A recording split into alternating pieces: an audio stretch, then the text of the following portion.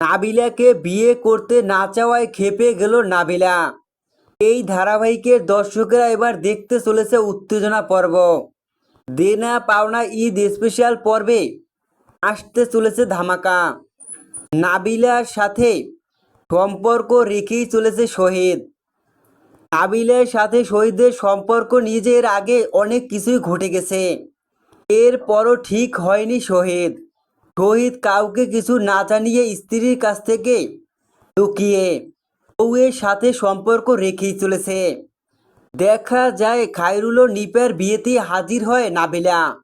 নাবিলা বিয়েতে হাজির হলেই বিয়ের অনুষ্ঠানই মাটি হয়ে যায়, কেননা নাবিলা আসার কারণে আবারও ভাঙনের তৈরি হয় শহীদ ও বউয়ের সংসার, যেখানে নাবিলা স্বামী হিসেবে শহীদ কি চায়, শহীদ যে তার সর্বনাশ করেছে, এর জন্য শহীদকে বিয়ে করতে হবে নাবিলাকে।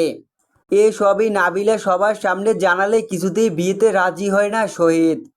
তখনই নাবিলা ক্ষেপে গিয়ে শহীদের কলার ধরে শহীদকে উচিত শিক্ষা দেয়। তো বন্ধুরা, নাবিলাকে কি বিয়ে করবে শহীদ? তোমাদের কি মনে হয় কমেন্ট করে অবশ্যই জানাও। দেনা পাওনা ঈদ স্পেশাল পর্বে এমনই ধামাকা দেখতে পাবে আগামী পর্বে।